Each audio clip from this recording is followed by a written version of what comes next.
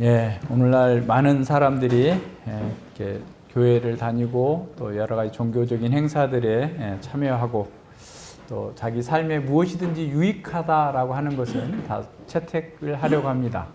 근데 자기 삶을 간섭하는 것은 무조건 피하려고 하는 것이 오늘날 포스트 모던 시대의 사람들입니다.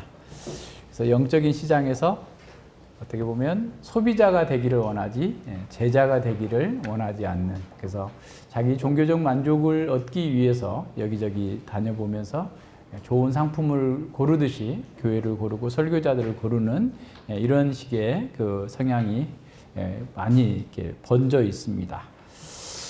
그래서 이제 많은 사람들이 사람들을 어떻게 보면 이렇게 소비자에게 어필할 수 있는 상품을 만들어내기 위해서 예배당도 멋지게 짓고 또 교회 여러 시스템도 이렇게 갖춰놓고 또 이제 일반적으로 잘 안 통하니까 뭐 개혁주의, 청교도 얘기도 하고 개혁교회라는 말까지 써가면서 소비자들을 찾고 있는 이런 시대에 우리가 살고 있습니다.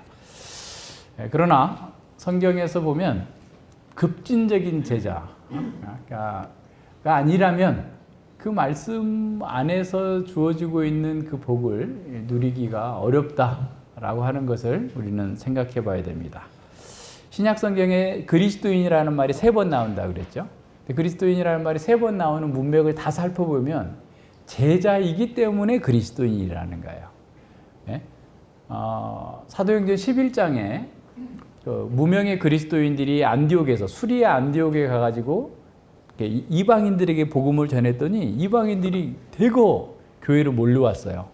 근데 거기는 수리아 안디옥은 국제도시였고 무역도시였기 때문에 아프리카에서 온 사람, 로마에서 온 사람, 그리스에서 온 사람, 저기 페르시아에서 온 사람, 온 세상 사람들이 다 있었는데 그 사람들이 예수님을 믿고 교회에 왔는데 그동안에 자신들이 가지고 있었던 풍습과 생활 방식 다 버리고 예수님의 방식, 제자의 방식을 택한 거예요. 그러니까 사람들이 저것들이 왜 갑자기 저렇게 바뀌었어? 제가 그리스도의 가족이 됐대. 그리스도에 속한 사람이 됐대. 그러니까 그들의 제자된 삶의 방식이 너무 놀라워가지고 그리스도의 제자래라는 말을 그리스도인이 됐대. 그리스도에 속한 사람이 됐대라는 말로 쓴 거예요. 두 번째, 사도행전 26장에 보면 아그리빠 왕 앞에서 바울이 내가 이렇게 해서 복음을 전하잖아요. 그래서 이제 쭉 복음을 전하니까 아그리빠 왕이 깜짝 놀래가지고 야, 네가 적은 말로 나를 그리스도인 되게 하려고 하느냐라고 하는 거예요. 그럼 아그리빠는 그리스도인이 무슨 뜻인지 알았어요. 그죠? 자기를 다 포기하고 예수님의 삶의 방식, 예수님을 따르는 사람으로서 그리스도인 되게 만들려고 하다니 어림없는 소리 하지 마, 그만해, 이렇게 한 거예요. 이방인 왕도, 이방인 아니죠. 유대인의 왕도, 헤롯 아그리빠 왕도 그렇게 얘기했단 말이에요. 헤롯 아그리빠 2세인데. 그리고 그 베드로전서 4장에 보면 베드로가 그리스도인으로는 고난을 받아도 되지만 다른 일로는 고난받지 말라라는 거예요. 그러니까 그리스도인으로 고난받는다라는 것은 이미 제자로 살기 때문에 고난받는다는 거예요. 그러니까 그리스도인은 되지만 나는 제자가 안 된다, 이렇게 하면 안 되는 거예요. 그러니까 제자를 그리스도인이라고 부른 겁니다. 그러니까 제자여야만 돼요. 한 번 더 생각해 볼까요?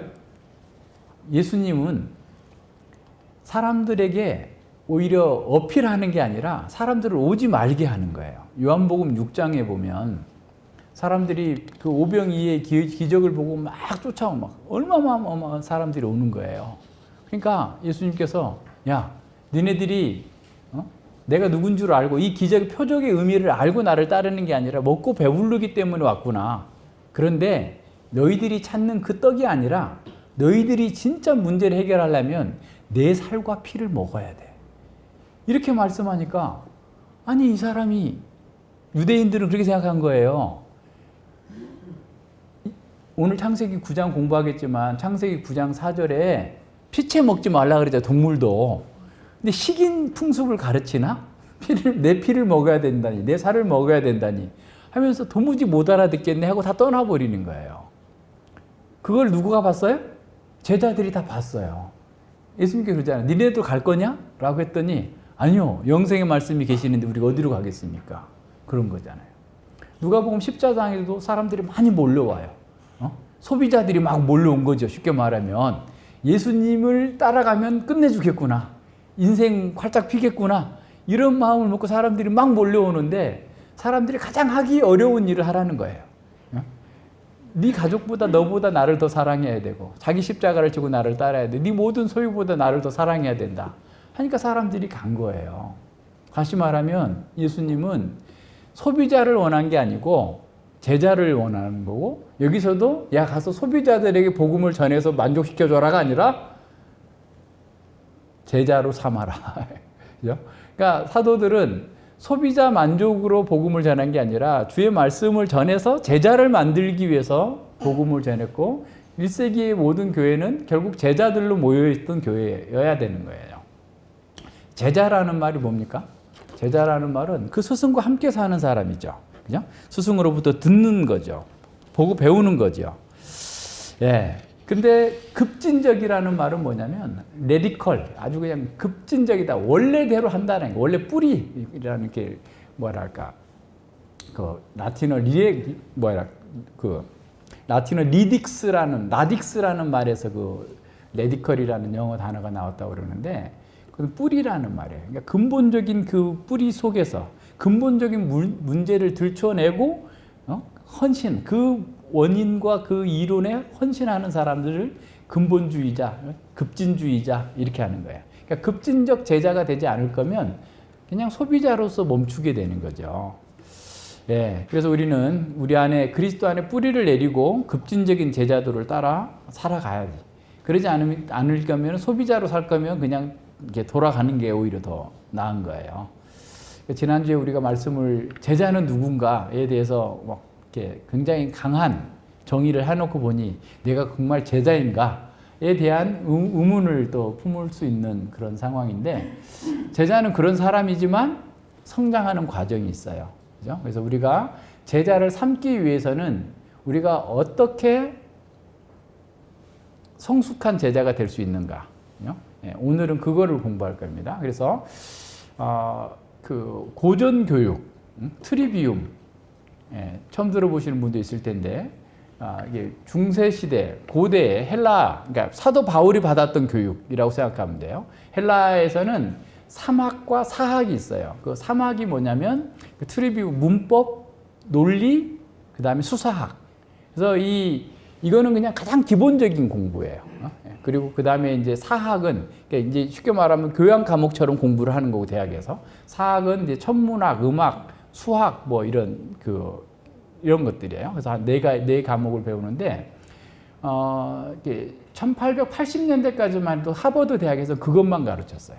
그러니까 그 정도로 그게 중요했고, 그 교육을 받았던 사람들이 굉장히 뛰어난 칼빈, 루터 선생님 다 이런 교육을 받았고, C.S. 루이스나 톨킨이나 이런 사람들도 이런 걸, 도로시 세이어스 이런 분들이 다 이런 교육을 받아서 어마어마한 그 독서량, 그리고 분명한 그 체계를 갖출 수 있었어요. 그래서 이제 칼빈이나 루터 선생님도 그와 같은 방식의 교육하는 교육기관을 만들었어요.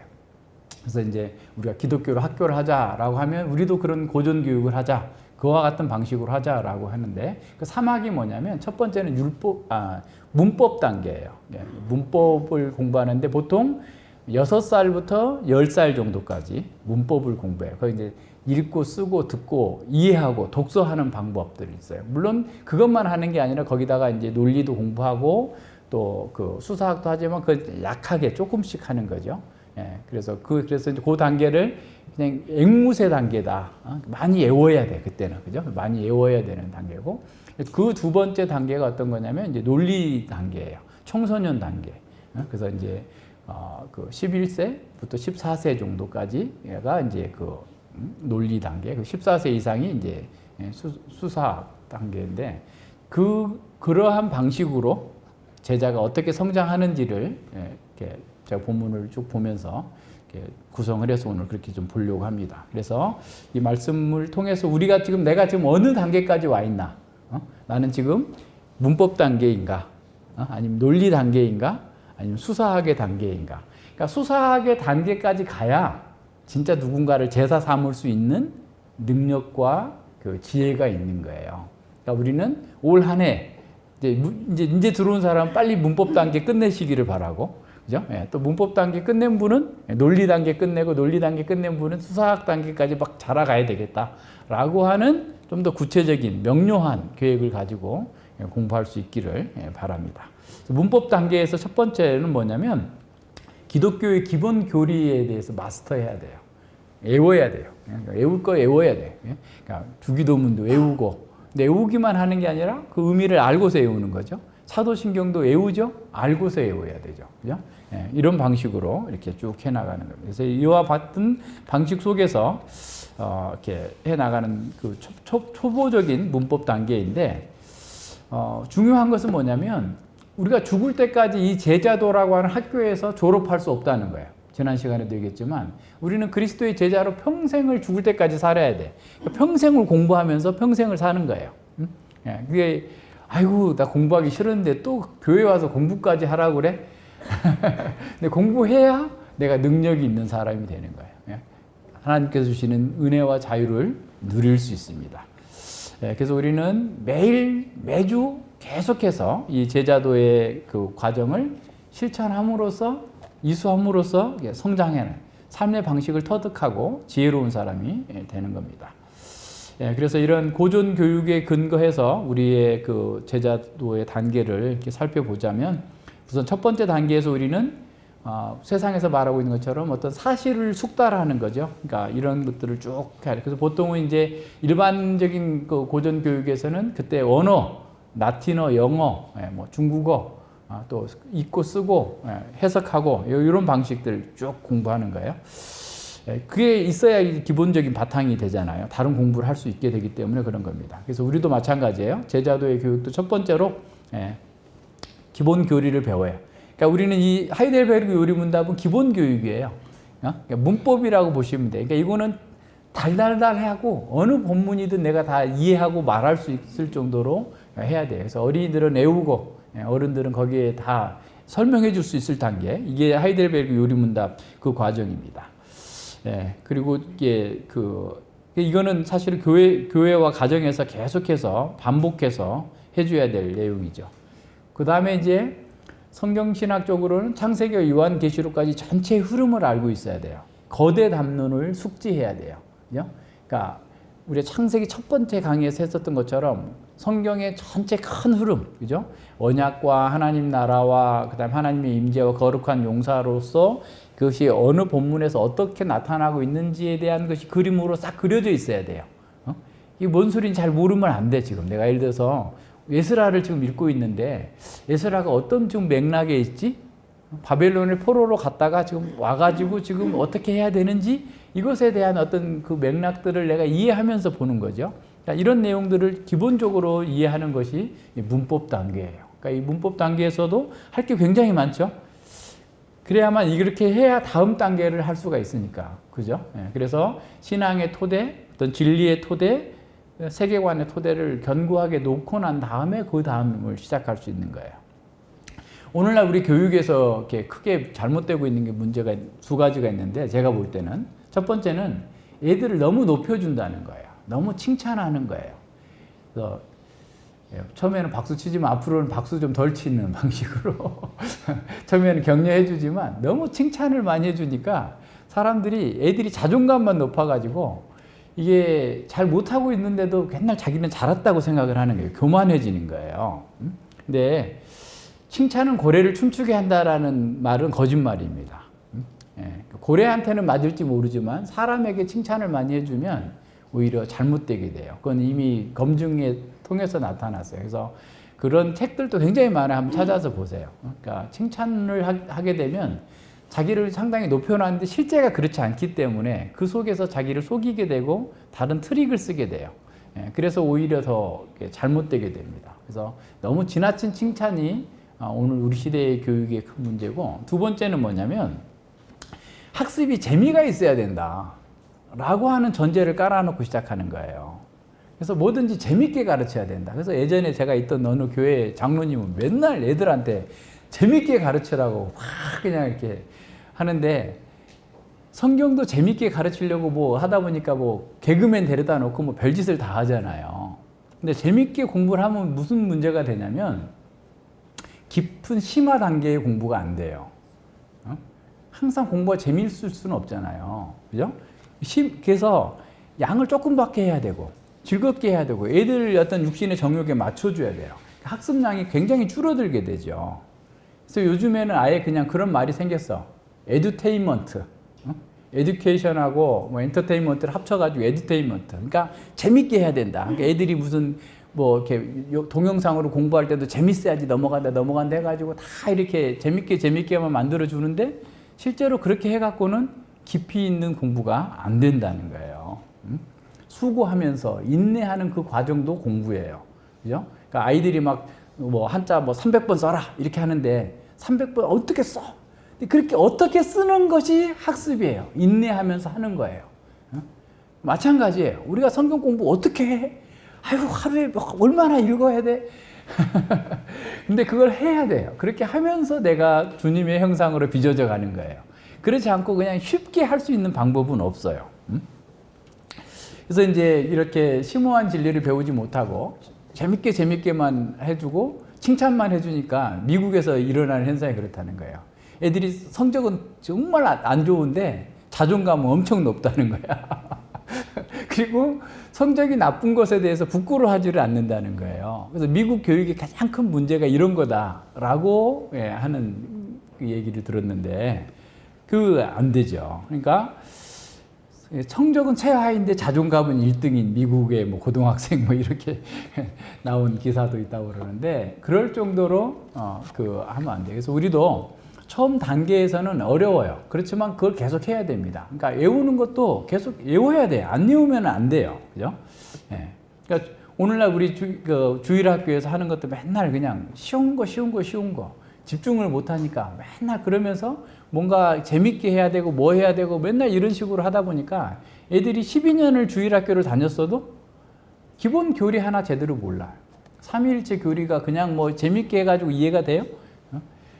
그러니까 이런 식의 그 교육 자체가 굉장히 잘못되어 있는 거죠. 그래서 옛날에 뭐 만화 기독교 강요, 또 무슨 만화 소요리 문답, 뭐 등등의 이런 것들도 뭐 일부 도움은 될 수 있겠지만 그렇게 쉽게 접근하려고 하는 것 자체가 쉽게 좋은 거는 아니에요. 그래서 오히려 좀 어렵더라도 개역 한글 성경이 좀 어려워요. 그러면 어려우면 애들이 사전 찾아보게 하고 거기다가 자기가 자기 단어의 뜻도 자기 손으로 성경에다 써놓고 하면서 이렇게 볼 수 있도록 해줘야 언어도 늘어나고 어휘력도 늘어나고 하지. 맨날 쉬운 걸로만 보다가 이 뭔 소리인지 못 알아듣고 있는 독해력이 낮은 상태로 있는 것은 좋은 것은 아니죠. 예, 그래서 우리는 성경의 전체적인 거대 담론이나 이런 것들도 계속해서 공부해야 돼요. 그래서 소요리 문답 공부하고 하이델베르 요리 문답도 계속 반복해서 공부해야 됩니다. 이게 가장 기본적인 교리 체제죠. 이해할 수 있어야 돼요. 그러니까 다 이해 못해도 그냥 해야 돼요. 우리가 어렸을 때 초등학교 1학년, 2학년 때 구구단 외웠잖아요. 왜 외워야 되는지 몰랐어. 그냥 외우라 하니까 외운 거지. 그죠? 알고 외웠어요? 그런 사람 아주 뛰어난 사람이고, 이거 나중에 뭐 방정식도 해야 되고, 기하학도 해야 되니까 지금 이거 외워야 돼. 이런 생각하면서 외운 사람 없잖아요. 그냥 외워! 하니까 무조건 외웠잖아. 아이들한테도 외워! 하면 외울 수 있어요. 내가 못하니까 애들이 못할 거야.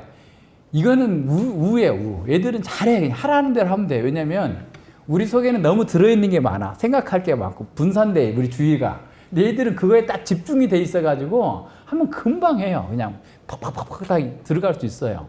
하면 돼요. 그러니까 우리가 지금 이 소요리 문답 이거 공부해서 뭐 하지? 애들 하이델베르 요리 문답 공부해서 뭐 하지? 애들이 혹시라도 그럴지라도 그냥 무조건 외우면 돼. 그러면 어느 때 딱 필요할 때 사용될 수가 있어요. 그죠? 우리가 삶의 현장에서 얼마나 다양한 일들을 만나요. 학교에서, 직장에서, 결혼 생활에서, 사회에서 수많은 일들이 벌어졌을 때 외웠던 말씀이 툭툭 튀어나와서 그 문제를 해석하고 적용할 수 있도록 해줘야 된단 말이에요. 그게 이 문법 단계에 있는 성도들이 해야 될 일이란 말이에요. 문법 단계에 있는 제자가 해야 될, 열심히 해야 돼요. 가만히 있어서 되는 일이 아니에요. 그러니까 수많은 난제들을 어떻게 보면 만났을 때 내가 이미 가지고 있는 교리가 있으면 그걸로 딱 그 상황을 보는 거예요. 저 사람 왜 저러지? 아, 이랬기 때문에 이래. 하고 딱딱딱 보여야 돼. 그게 나와야 돼요. 그래야 거기에 맞게 제자다운 대응을 할 수가 있는 거죠. 그게 문법 단계가 기본적으로 깔려 있어야 신앙의 기본적인 교리가 깔려 있고 성경의 기본적인 틀이 다 있어야지 그게 되는 거예요. 이런 문법을 배운 적이 없는 사람이 논리나 수사학을 할 수 있겠어요? 구구단을 외우지 않는 사람이 뭐 방정식 할 수 있겠어요? 할 수 없는 거예요. 삶은 방정식보다 더 어려워요. 우리 실제 삶의 현장에서는. 그러면 이 기본적인 것들 다 하고 가야죠. 목사님들도 가끔 우리 설교를 듣고는 너무 어려운 거 아니냐고, 이 설교를 성도들이 알아듣냐고 이렇게 저한테 묻는 분이 계세요. 우리는 이미 이렇게 공부를 했기 때문에, 창세기 공부하고 이거 다 공부했기 때문에 그냥 맨날 기초적인 얘기는 좀 덜하고 이런 얘기를 좀 하게 돼서 좀 밖에서 갑자기 듣다 보면 어려울 수 있습니다. 그런 얘기를 하는데 이 기본적인 단계가 다 이루어져야만 그 다음 단계가 되는 거예요. 그리고 1단계에서 또 우리가 해야 되는 건 창세기하고 십계명 정도까지는 이게 문법 단계예요. 그러니까 창세기 공부를 제대로 해야 돼. 그래야만 이게 성경 전체의 어떤 틀을 이해할 수 있어요. 거대 담론을 이해할 수 있어요. 그래서 우리가 이제 앞으로 공부하시겠지만 창세기 공부하고 난 다음에 십계명 공부하죠. 그러면 그 다음에 하나님 나라 공부하지 않고 다시 창세기 공부해야 돼요. 그러니까 또 3학기 끝나고 다시 또 창세기 공부하고 4학기 끝나고 또 창세기 공부하고, 그러니까 우리가 8학기를 한다 그러면 창세기는 8번을 해야 되는 거예요. 그럴 만큼 중요해요. 기초야 기초. 여기에 다져져 있어야만 돼요. 왜냐하면 모든 성경은 이 위에 기록되어 있어요. 이게 안 돼 있으면 다른 데 가면 이해가 안 돼. 그러니까 그럴 정도로, 그래서 창세기를 내가 우리 자녀들에게 가르쳐 줘야 되겠다. 나는 누구 친구에게 가르쳐 줘야 되겠다 할 정도까지 될 정도로 충분히 숙지하고 있어야 그 과정에서 되는 거예요. 여러 번 숙지해서 해 나가야 됩니다. 그래서 이렇게 제자로서 문법 단계를 통과하게 되면 이제 세상이 보이기 시작하고 자기도 보이기 시작하고, 사람들의 행동도 심리학을 안 했어도 그 의도를 잘 파악할 수 있는 상태까지 가게 돼요. 그래서 내가 세상도 성경도 모르면 어떻게 제자로서 삶을 살겠어요? 그러니까 성경 공부는 성경만 공부하는 게 아니에요. 나를 공부하는 거고 세상을 공부하는 거고 역사를 공부하는 거예요. 그래서 제가 2019년도에 그 한단에 가서 할아버지 할머니들, 그러니까 주로는 한 할머니 할아버지가 한 10명 정도 되고 한 그 청장년이 한 50명 정도 되고 아주 어린 친구들이 또 한 20대 그 정도 되는 친구들이 한 10명 정도, 한 70명 정도 모여가지고 이제 같이 그 한 교회 성도들하고 같이 성경 공부를 한 적이 있는데, 노인네들이 그렇게 좋아해. 창세기 공부하고 난 다음에 자기는 생전 처음 들어본 것을 성경 공부를 통해서 이렇게 많이 배웠다는 거야. 자기가 대학교를 졸업한 것 같다는 느낌이 든다고 할머니들이 그렇게 좋아하시는 거예요. 왜냐면 그분들은 보세요. 선교사들로부터 복음을 받았는데 공산화되어 버렸잖아.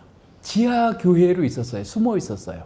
그러니까 어디도 모일 수 없었던 80년대 개혁개방 이전까지는 성경만 읽고 막 그냥 기도하면서 이렇게 살다가 개혁개방 이후에 교회들이 모이자 해가지고 모이기 시작해가지고 교회가 자연스럽게 막 이렇게 나온 사람. 그래서 그 사람들이 막 보통 3대, 4대째 믿는 사람들이에요. 그런 속에 있다가 말씀을 이제 공부를 하고 싶은데 누가 교사가 제대로 된 가르침이 없었는데 와가지고 그걸 공부하면서 얼마나 좋아하는지 몰라요. 왜? 세상이 보였다는 거예요. 말씀을 통해서 세상이 보였고 삶이 해석이 되고 이 보인다는 거예요. 그래서 얼마나 기뻐하고 감사하는지 몰라요. 그분들 지금도 이렇게 기억이 날 정도로 그러는데, 말씀을 잘 공부하면 우리가 성경만 아는 게 아니라 세상을 알게 되고 나 자신을 알게 돼요. 그래서 이 신앙의 문법 단계에서 우리가 중요하게 생각해야 될 것은 뭐냐면, 이 지식을 공부하는 것도 중요하지만 옆에 있는 사람이 필요해요. 앞서도 얘기한 서로 성경 읽기 하고 요약하면서 격려하고 도전을 주고 이렇게 했던 것처럼 옆에서 필요합니다. 부모나 형제 자매가 신앙의 이 말씀을 따라 사는 실천하는 모습들을 보고 배워야 돼요. 그렇게 되면서 그 말씀에 대한 이해가 더 깊어지게 돼요. 모범을 보게 되는 겁니다. 현장 학습이 돼야 되는 거죠. 쉽게 말하면 여기서 배운 것을 가정에서, 학교에서, 삶의 현장 속에서 그 말씀이 맞구나, 그렇구나, 그러니까 말씀대로 이렇게 적용해 봐야 되겠구나 라고 하는 것이 필요한 겁니다. 그래서 그 말씀으로 해석해 봐. 저거 왜 저런 일이 있을까? 왜 이런 일이 있지?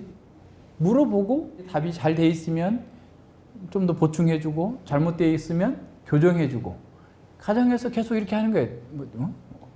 여러 가지 상황들을 볼 때마다 그렇게 하는 거죠.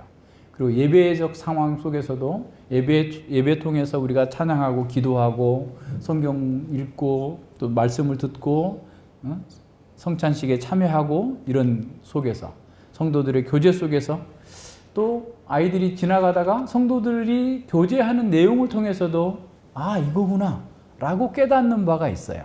그래서 우리 아이들 그 교제 모임 때 맨날 빼놓는데 되도록이면 앉혀놓는 게 더 좋아요. 그러니까 예를 들어 2시간 교제 모임 한다고 하면 1시간은 애들이랑 같이 참여하고, 그 다음에 1시간은 따로 너무 지루하니까 따로 빼놓는가, 이렇게 하더라도 아이들이, 어른들이 저렇게 신앙을 가지고 하나님의 말씀과 교리를 가지고 저렇게 사시는데 참 아름답구나, 나도 저런 어른이 되고 싶구나, 나도 저렇게 하면 되겠구나 라고 하는 것을 이렇게 듣고 배울 수 있도록 하는 것이 필요합니다.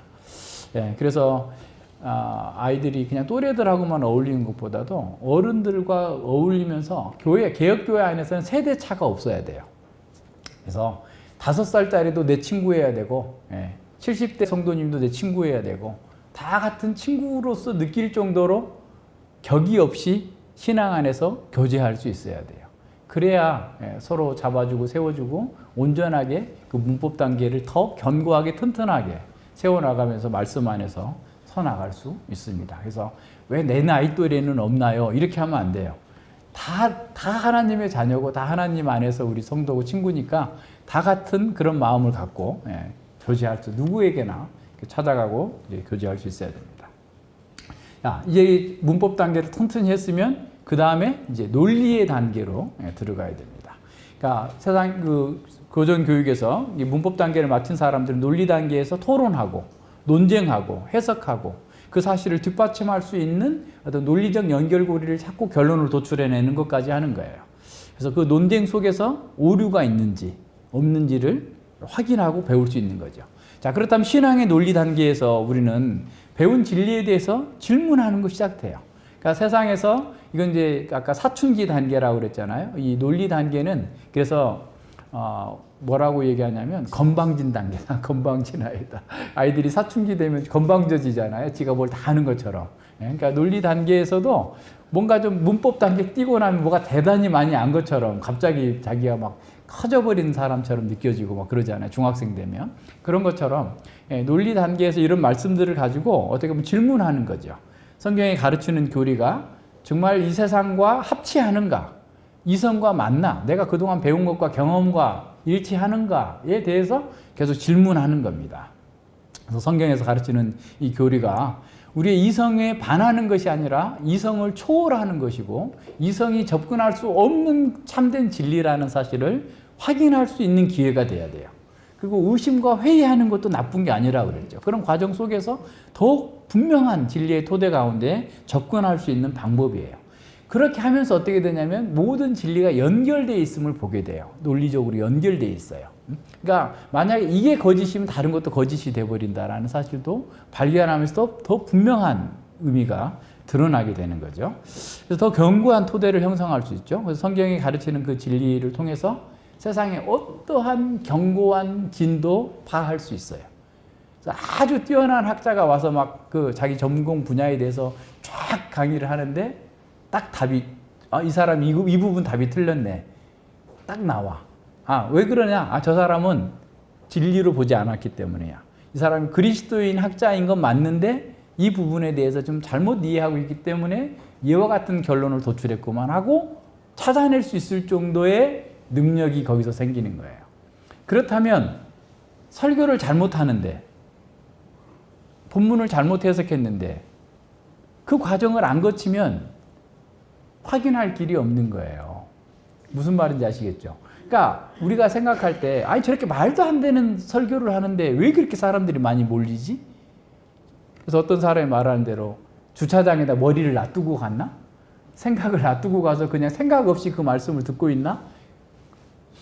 그 설교자가 온갖 이상한 소리를 해도 다 아멘하고 받는 게 도대체 겉으로 볼 때는 다 사회적으로 성공한 사람이고 엘리트들인데 왜 저렇게 말도 안 되는 소리를 받아들일까? 논리 단계를 거치지 않았기 때문에 그래요. 사도행전 17장에서 베레아 사람들 칭찬하잖아요. 그 말씀이 그러한가 하여. 그러니까 이 사람들은 생각해 본 거예요. 질문한 거예요. 과연 바울의 설교가 바울이 수많은 성경 본문들을 구약 성경 본문들을 인용하면서 예수 그리스도의 복음 사건을 가르쳤을 때 정말 그 구약 본문이 바울이 말한 것과 맞나? 확인해 보는 거예요. 질문해 보는 거예요. 그래서 거기에 맞으니까 거기 목숨을 걸고 믿고 기뻐하고 즐거워하고 나가는 거잖아요. 그래서 그 말씀을 통해서 확인한 후에 그걸 내가 경험하는 거예요. 경험하면 그 말씀이 내 인격을 변화시키고 그 말씀이 내 인격을 빚어가는 거예요. 내 마음을 바꿔나가는 거예요. 그 과정이 있어야 되는 거예요. 그래서 성경 전체의 연결성이 보이고 교리의 전체적인 연결성이 보이고 성경 전체의 그 장엄한 파노라마를 보면서 그 영광을 경험하는 거예요. 그러니까 그만큼 어떻게 남들이 보지 못한 것을 볼 수 있을 정도의 더 깊은 단계로 나아가는 거죠. 그래서 1단계, 논리 단계에도 하게 되면 아까 얘기한 것처럼 건방진 단계처럼 자꾸 건방을 떨려고 해요. 뭔가 좀 알았다고. 남들은 그걸 모르니까. 그래서 자꾸 양 것만 자꾸 얘기를 하는 거예요. 그런데 그런 과정이 또 필요해요. 어떤 면에서 보면. 계속 그렇게만 있으라는 게 아니라 왜냐하면 정말 알 수 없고 볼 수 없었던 진리를 본 그 기쁨이야말로 얼마나 커요. 그러니까 그렇게 일시적으로 그렇게 갈 수 있어요. 그러나 그 단계에 계속 있으면 안 되는 거죠. 그래서 우리는 이 논리 단계에서 우리 내부에서 오는 그 어떤 의문들, 또 우리 밖에서 오는 의문들에 대해서 계속 성경적 답을 찾아내는 거죠. 그래서 그것을 삶의 구체적인 현장 속에서 적용하고 또 그걸 이겨낼 수 있는 그런 힘을 길러내는 겁니다. 그러니까 우리가 거듭났다 할지라도 정말 하나님만 사랑하고자 하지만 실제로 그렇지 못하고 실패하는 경우가 많이 있잖아요. 왜 그럴까? 내가 왜 실패했을까? 찾아보는 거예요. 내가 이런 문제가 있구나. 내 약점이 이런 거구나. 아, 주님, 제가 이런 부분에서 내 약점이 있는데 주여 저에게 지혜를 주시고 이런 부분에 다시 걸러 넘어지지 않게 주께서 저를 붙들어 주시옵소서. 기도하면서 계속해서 그 방식으로 나가는 거예요. 그러면서 내가 왜 자기 중심성을 벗어나야 되는가? 이게 정말 이 일이 나를 위한 건가? 하나님 나라를 위한 건가? 점검해 봐야 되는 거죠. 이게 나의 영광을 위한 건가? 하나님의 영광을 위한 건가? 이것들도 점검하면서 찾아가는 거예요. 그리고 왜 우리가 이 세상과 같이 갈 수 없는가? 세상과 멍해를 같이 하면 안 되는가? 세속주의와 물질주의와 이런 세상의 풍속들이 왜 우리의 장애가 되는 건가에 대해서도 질문하면서 답을 찾고 거기에 대해서 내가 어떻게 행동할 것인가에 대해서 분명하게 알아내야 되는 겁니다. 그리고 고난의 의미는 무엇인가? 고난받는 사람으로서 우리는 어떤 자세를 가져야 되는가? 등등의 질문들을 하면서 나가야 돼요. 그러니까 이 논리 단계에서는 어떻게 보면 기초의 단계가 있었던 것에 근거해서 지식이 확 늘어나면서 깊어지는 거죠. 무슨 말인지 알겠죠? 그러니까 그럴 정도 돼야 어떤 현재 상황들에 대해서 성경적으로 해석이 가능한 거예요. 그 단계까지 가야 돼요. 그러니까 그 단계까지 하여튼 최선을 다해서 가야 됩니다.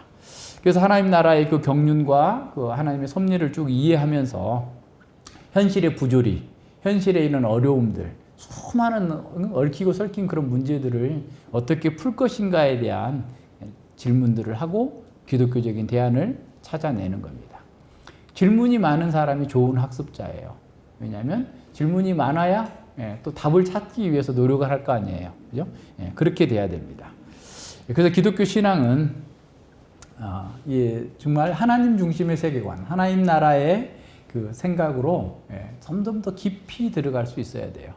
그래서 맹신이나 맹종하면 안 돼요. 그거는 기독교 신앙을 모욕하는 겁니다. 논리적으로 변증할 수 있어야 돼요. 왜 기독교만이 유일한 신앙인가? 왜 기독교만이 유일한 구원의 길인가? 왜 기독교만이 사람들에게 진정한 행복을 줄 수 있는가에 대해서 답을 찾고 변증해낼 수 있어야 됩니다. 이런 사람은, 이런 논리의 단계를 거친 제자는 세상의 풍조에 흔들리지 않아요.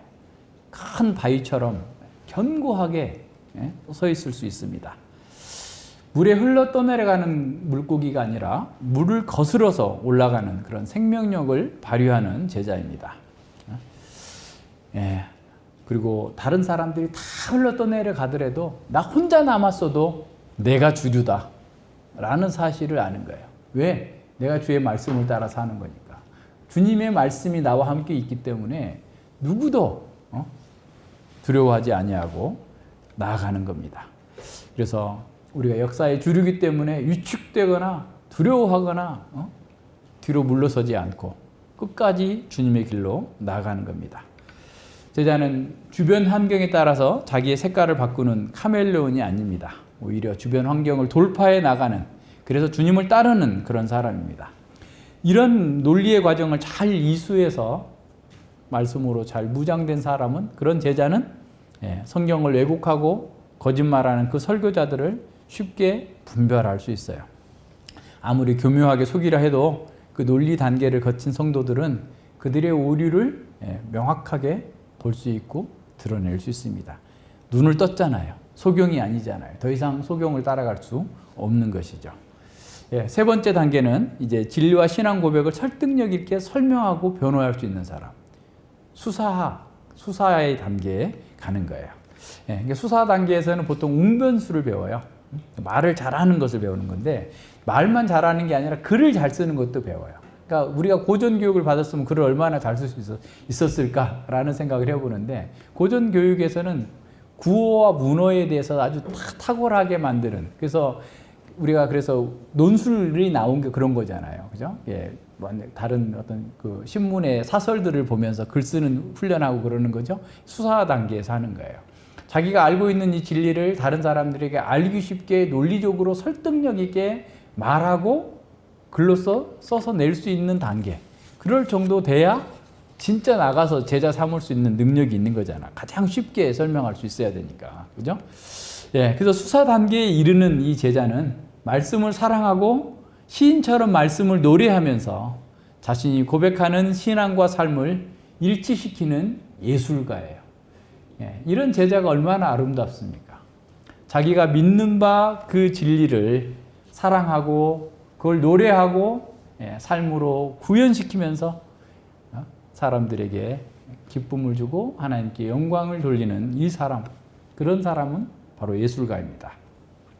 그는 자신이 믿는 신앙을 설명하고 변호하면서 복음을 전함으로써 다른 사람을 제자 삼는, 다른 사람을 제자 만드는 일에 확고하게 쓰임받을 수 있습니다. 베드로전서 3장 15절로 17절에서 베드로 사도는 이렇게 말합니다. 너희 마음에 그리스도를 주로 삼아 거룩하게 하고 너희 속에 있는 소망에 관한 이유를 묻는 자들에게는 대답할 것을 항상 예비하되 온유와 두려움으로 하고 선한 양심을 가지라. 이는 그리스도 안에 있는 너희 선행을 욕하는 자들로 그 비방하는 일에 부끄러움을 당하게 하려 함이라. 선을 행함으로 고난받는 것이 하나님의 뜻일진데 악을 행함으로 고난받는 것보다 나으니라 라고 그랬어요. 우리 속에 있는 소망에 관해서 묻는 자들에게 대답할 것을 항상 예비하라. 그것도 두렵고 온유함으로. 그러니까 말씀을 전하는 태도가 어떠해야 되는지도 보여주는 거죠. 강팍하기가 아니라 온유함으로. 또 그 사람의 성령께서 내가 전해서 내가 말 잘해서 이 사람을 변화시키는 게 아니라 성령님께서 그 마음을 열어서 그 말씀을 듣고 깨닫게 해주시라고 하는 그런 두려운 마음으로 하나님의 말씀을 증거할 수 있어야 된다는 겁니다. 수사 단계에 접어든 이 제자는 복음을 깊이 이해하고 그것을 논리적이지만 쉽게 설명할 수 있는 사람입니다. 이는 자신이 그 복음의 영광과 깊이를 경험했기 때문에 그래요. 그러니까 경험해 본 사람만큼 쉽게 설명할 수 있는 사람이 없는 거죠. 그러니까 이 복음의 능력과 영광을 경험해 봐야 쉽게 설명할 수 있어요. 경험하지 않았기 때문에 뜬구름 잡는 얘기 같이 하는 거예요.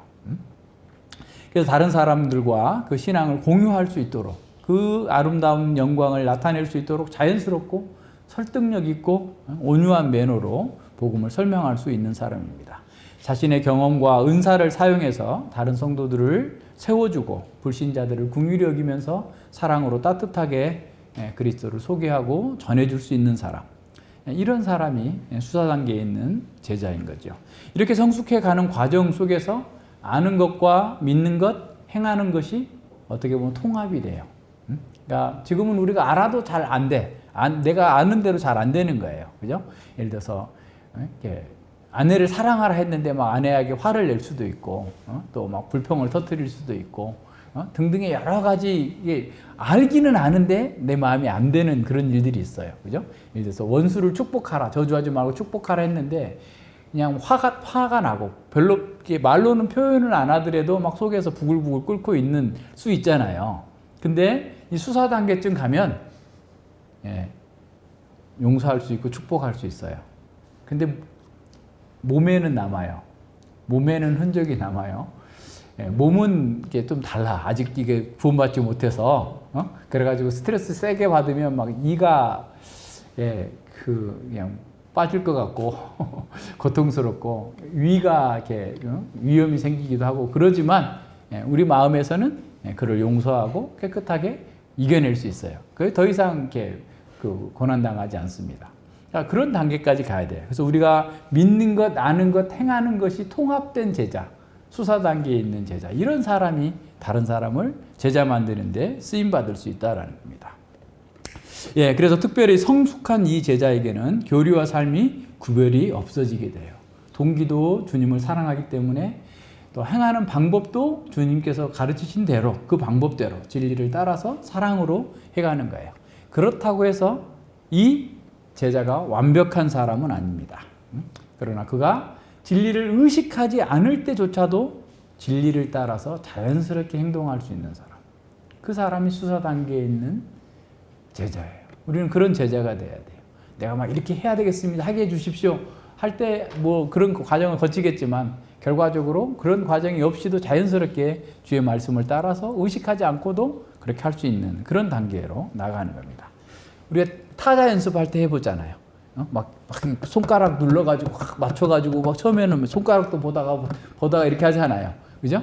근데 한참 지나고 나서는 그냥 막 보지 않고 두들겨도 그냥 거의 오타 없이 쫙 나가잖아요. 그죠?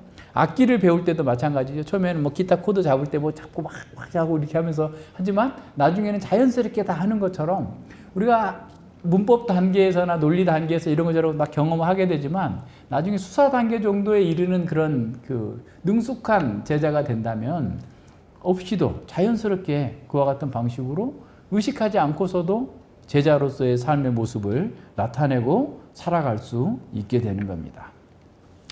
그래서 실제로 해봐야지 되는 거예요. 타자도 하는 거 눈으로 봤어. 아, 저렇게 하는 거구나. 해가지고는 절대 타자 늘지 않아요.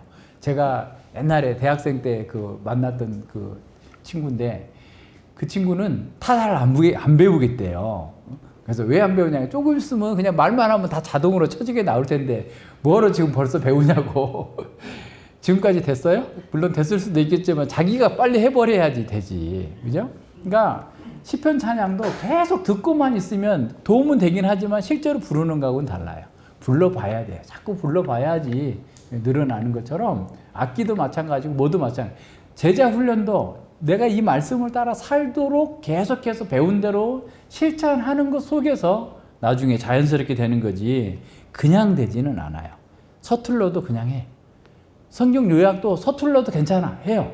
기도도 서툴러도 해요. 하면은 할 수 있어요. 그러니까 뭐 잘하려고 뭐 이렇게 그거 자체도 오히려 자기 의예요. 그죠? 자기 지금 있는 수준에서 하나님 앞에서 내가 할 수 있는 대로 하는 거죠. 제자로서 성장하는 것도 귀찮아다, 못해서 그렇게 하면 못해요. 그러면 제자로서 사는 영광과 특권도 누릴 수 없는 겁니다.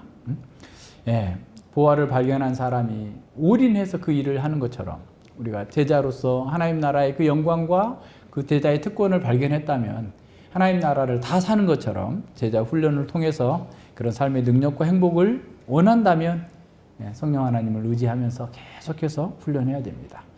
빌립보서 2장 12절로 13절 봅니다. 그러므로 나의 사랑하는 자들아 너희가 나 있을 때뿐 아니라 더욱 지금 나 없을 때에도 항상 복종하여 두렵고 떨림으로 너희 구원을 이루라. 너희 안에 행하시는 이는 하나님이시니 자기의 기쁘신 뜻을 위하여 너희로 소원을 두고 행하게 하시나니 라고 그랬어요. 예. 그러니까 하나님께서 우리 안에 지금 성령으로 소원을 두고 행하도록 하게 하셨어요. 그런데 어떻게 하라고요? 항상 두렵고 떨림으로 구원을 이루라. 이루라라는 말이 헬라어로 카테르 가제스테라는 말인데, 이 말은 뭔가를 더 이미 받은 것을 더 잘 발전시키라는 말이에요. 온전한 상태로 만들어내라는 말이에요. 나무를 심었으면 나무가 가지치기도 하고 해서 열매를 잘 맺을 수 있도록 하라는 말이에요. 하나님께서 우리에게 구원을 주셨잖아요. 그럼 그 구원을 내 삶 속에서 자꾸 온전하게 만들어 나가는 거예요. 그게 성숙한 제자로 살아갈 수 있도록 하는 거죠. 그렇게 살도록 주님께서 우리에게 명령하신 거예요. 그래서 우리가 우리에게 주신 구원을 자꾸 가꾸고 다듬어서 정말 구원을 주신 그 하나님의 의도를 내 삶 속에서 구현해내는, 실천해내는, 그래서 아름다운 제자의 모습으로 살고 정말 복되게 살라라고 가르쳐 주는 겁니다. 제자는 단지 예수님을 모방하거나 본받는 것으로 그치는 것이 아닙니다. 우리는 예수님과 연합되어 있어요. 그렇기 때문에 가능해요. 제자는 그리스도와 연합한 사람입니다. 그래서 제자의 삶은 그리스도와 동행하는 거고 그리스도와 함께하는 삶이에요. 그래서 우리는 의롭게 되었고 여러 가지 순경과 역경과 수많은 어려움들 속에서도 우리는 그리스도의 형상으로 바뀌는 그 특권을 입은 사람입니다. 그래서 고난이나 질병이나 사탄과 그 어떤 것도 그리스도와 우리의 연합을 깨트릴 수 없어요. 그리스도 안에 있는 우리의 기쁨을 빼앗을 수 없다는 사실을 기억해야 됩니다. 그래서 우리는 그리스도와 연합한 그 사람으로서 진리를 터득하고 행함으로써 죄를 이기고 제자로서의 능력 있는 삶을 살아갈 수 있어요. 처음부터 그렇게 될 수 없어요. 우리는 문법 단계부터 시작해요. 하나하나 계단을 밟아 나갑니다. 그렇게 하면서 점점 더 온전한 단계로 제자를 만드는 제자로 이제 성장해 가야 됩니다. 요한복음 15장에 보면 예수님은 포도나무고 우리는 가지라고 그랬어요. 예수님께 붙어 있어야 열매를 맺어요. 근데 예수님께 안 붙어 있는데 모조품 열매를 달고 있으면 겉으로 볼 때는 그럴듯해 보이지만 생명력이 없기 때문에 그게 다 드러나게 됩니다. 주님께 붙어 있어야 돼요. 붙어 있는 것이 우리가 연합되어 있어서 이렇게 제자로 성장해 갈 수 있는 겁니다. 진리를 우리가 정보적으로 아는 것 중요해요. 하나님께서 우리에게 시험 보지 않으세요. 기말고사 이렇게 보지 않아요.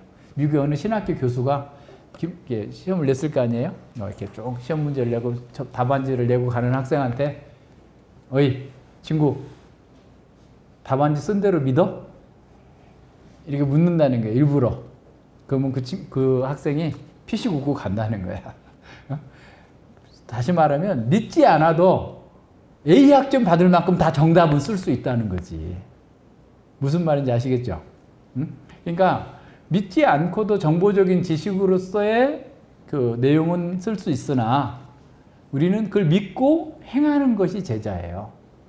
정보를 많이 알고 있는 게 제자가 아니고 그 정보를, 진리를 알고 믿고 행하는 것이 제자다라고 하는 사실을 알아야 됩니다. 왜냐하면 예수님께서 산상수훈 마지막에서 듣고 행하는 자가 반석 위에 집을 지은 자니 풍랑이 일고 모든 것이 있어도 경고할 거다라고 말씀하셨잖아요. 근데 듣기만 하고 정보적인 지식해서 A 학점 맞았다고 쳐. 그런데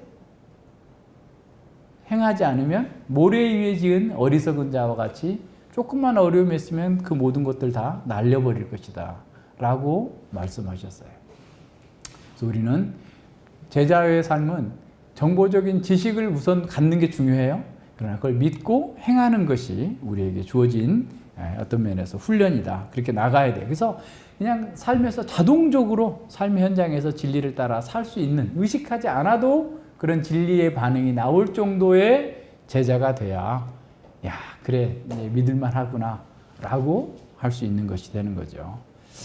그래서 우리는 성령 하나님을 의지해서 이 진리를 전 인격을 다해서 행하기 위해서 훈련해야 돼요. 그래서 그 훈련을 우리는 다 같이 돕는 조교들이에요. 다른 옆에 있는 친구를 돕는 것이, 성도들의 그런 훈련을 돕는 것이 우리의 역할이고 우리의 의무예요. 그래서 우리 모두가 다 어떻게 보면 숙련된 교관처럼 옆에서 같이 도와줘서 다 같이 성숙한 수사 단계에 이르는 제자를 만드는 제자가 되도록 해야 되는 그런 역할들을 잘 감당해야 됩니다. 하나님 나라의 법에 순종하는 것은 하나님 나라의 풍요를 누리는 겁니다. 반석 위에 집을 지은 지혜로운 사람은 어떤 풍파에도 흔들리지 않습니다. 제자로 사는 삶에서 충만한 능력과 사랑, 기쁨과 평안함이 흘러나옵니다. 그리스도를 닮은 제자의 삶은 인격의 충만한 힘과 기쁨의 표현이지 나약함과 우울함과 슬픔의 표현은 전혀 아닙니다. 제자는 하나님을 사랑하는 만큼 능력과 지혜가 늘어납니다. 주님과 교회를 사랑하는 그 제자들의 헌신이 그들이 얼마나 성숙한 제자인지를 드러냅니다. 우리의 목표는 온전한 제자가 되는 것이기에 평생 배우는 학생이어야 됩니다. 존 밀턴은 이렇게 말했다고 합니다. 배움의 목적은 우리의 첫 부모인 아담 하와가 실패한 것을 되돌리는 것이다. 그것은 하나님을 바로 알고 그 알므로 하나님을 사랑하고 하나님을 본받고 하나님을 닮는 것이다. 더 나아가 하나님을 믿음으로 하늘의 은혜를 받고 참다운 덕을 지닌 영혼이 되어서 최고의 완전함에 이르는 것이다. 우리가 배우는 목적은 바로 여기에 있어야 되는 거죠. 그래서 성숙한 제자는 말씀을 사랑하고 시인처럼 삶으로서 그 말씀을 노래하면서 자신이 고백하는 그 신앙과 삶을 일치시키는 예술가입니다. 교회의 모든 성도는 직분자입니다. 그들은 그리스도의 기름 부음을 받았고 선지자로서 그리스도의 이름을 증언하고 제사장으로서 감사의 산 제물을 드리고 왕으로서 죄와 사탄에 맞서서 대항하여 싸우는 사람들입니다.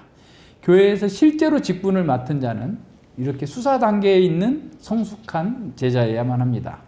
직분자는 기본적으로 참 목자 되시는 그리스도의 목양을 위임받아 언약 백성이 그 언약 안에 살도록 보존하고 성숙한 제자가 되도록 만드는 그런 사람이어야 됩니다. 그리스도의 몸의 지체들이 머리 되시는 그리스도를 향해서 자라가도록 섬기는 자가 직분자입니다. 따라서 직분은 교회의 부족함을 채워가면서 그리스도의 몸을 풍성하게 하기 위해서 존재하는 것입니다. 덕을 세우고 권면하고 위로하는 것이 이 직분의 목적입니다. 직분은 예배에서 구체화되고 예배를 위해서 존재합니다. 예배를 지키기 위해서 직분자는 복음을 설교하고 권징을 합니다. 이런 점에서 복음 설교와 권징은 직분자를 중심으로 실행되는 열세권, 하나님 나라의 열세권의 두 양면입니다. 복음 설교를 통해서 천국이 열리고 닫히고 권징을 통해서 천국이 닫히고 열립니다. 교회의 예배와 복음 설교는 그 자체로서 제자도의 목표이며 핵심입니다. 그래서 알렉스더 맥그레스는 기독교 신앙의 기본에 뿌리내린 사고 그 습관을 개발하는데 교회의 역할은 무엇보다도 중요하다라고 하면서 그 답을 찾아갑니다. 그런 신앙 공동체와 개인의 성장을 하나로 묶으면서 제자도와 증인됨이 우리의 정체성의 중요한 역할을 해야 된다라고 말합니다. 그는 마음의 변화를 한순간에 일어나는 그 사건이 아니라 훈련과 연습을 통해서 성장하고 개발되어야 하는 점진적인 변화의 과정이다라는 거예요. 그러니까 우리 마음을 새롭게 하는 거죠.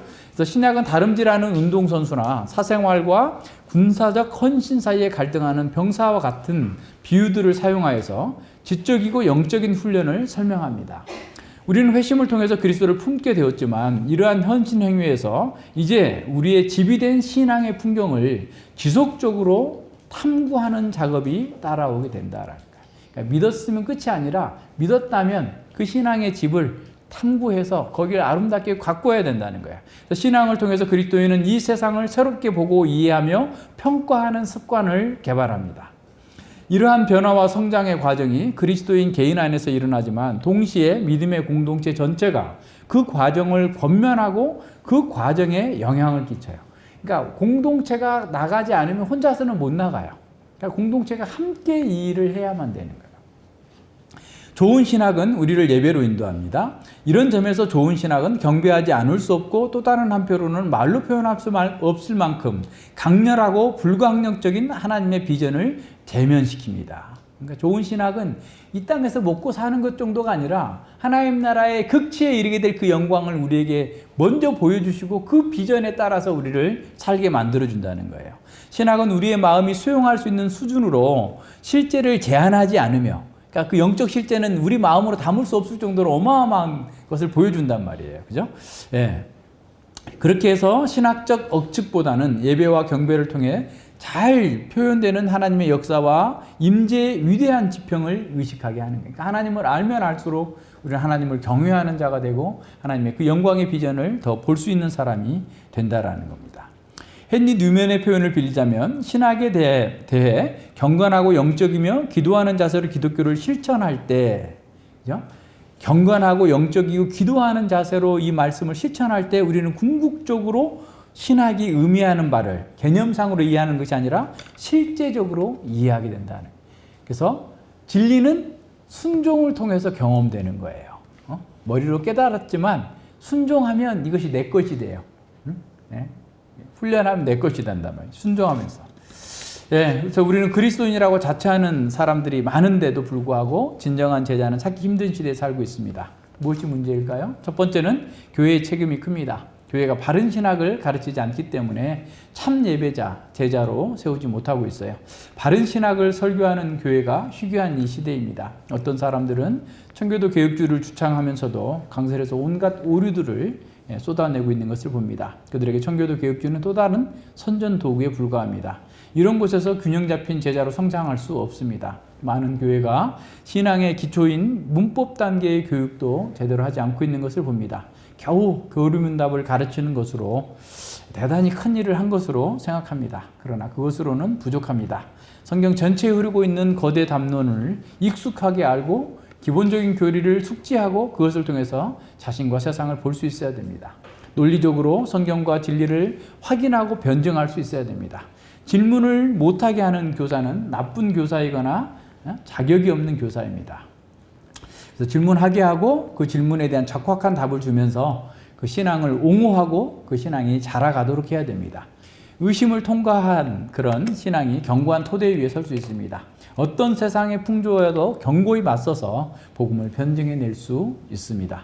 그리고 의심하는 자들을 긍휼히 여기면서 자기가 경험한 복음 진리를 그들의 마음을 향해서 증거할 수 있어야 돼요.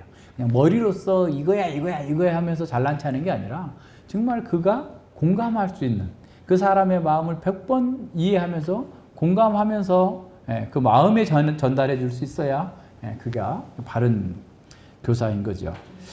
수사 단계에서 성숙한 제자는 자기의 안위보다도 교회를 먼저 생각하고 다른 사람을 세워주기 위해서 헌신하는 사람입니다. 모든 제자도의 목표는 교회를 세우고 교회의 사명을 이루는 대로 모아집니다. 자기의 좁은 틀을 벗어버리고 하나님 나라의 원대한 비전을 바라보면서 현재 주어진 상황 속에서 충성하는 사람이 성숙한 제자입니다. 제자도에서 성장은 제자가 예수님을 사랑하고 그분의 명령에 순종할 때 이루어집니다. 그래서 나의 계명을 가지고 지키는 자라야 나를 사랑하는 자니 나를 사랑하는 자는 내 아버지께 사랑을 받을 것이요 나도 그를 사랑하여 그에게 나를 나타내리라 라고 말씀하셨습니다. 그리고 사람이 나를 사랑하면 내 말을 지키리니 내 아버지께서 저를 사랑하실 것이요 우리가 저에게 와서 거처를 저와 함께 하리라. 하나님께서 함께 하실 거예요. 성삼위 하나님이 함께하는 사람, 가장 아름답고 행복한 사람, 강한 사람입니다.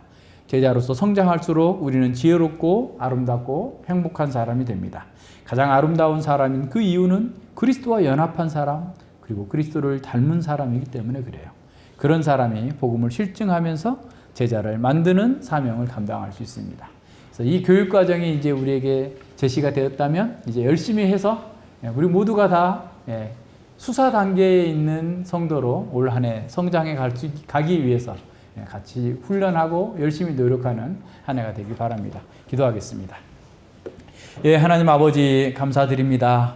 저희가 주님의 명령을 따라서 모든 민족으로 제자를 삼기 위해서 먼저 우리가 제자가 되어야 되지만 우리가 세상에서 살던 그 옛 습성과 또 죄악과 어리석음과 무지함이 여전히 우리에게 얽혀 있어서 우리가 거듭났고 주님의 부르심을 받았고 또 제자로 살고 있지만 아직도 여전히 세상의 세계관과 또 세상의 그 방식들에 육신의 방식들에서 노임을 받지 못하고 거기에 끌려갈 때도 많이 있었음을 보았습니다.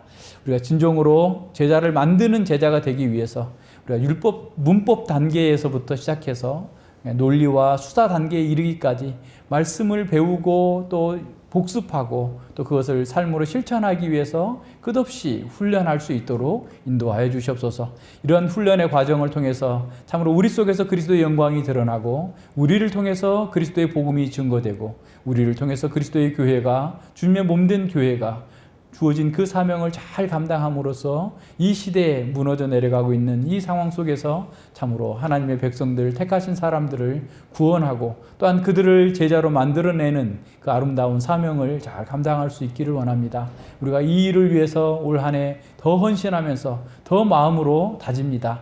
우리의 상태를 더 잘 보게 하시고 우리의 과제가 어디 있는지 우리가 지금 어느 만큼 잘하고 있는지 우리가 잘하는 그 목표가 어디인지를 분명하게 보고 참으로 뒤의 것은 보지 아니하고 표대를 향하여서 달려갔던 바울처럼 우리에게 주어진 이 목표를 향해서 끊임없이 전진해 나아갈 수 있도록 주께서 함께하여 주시고 은혜 베풀어 주시옵소서. 감사드리며 예수님 이름으로 기도드립니다. 아멘.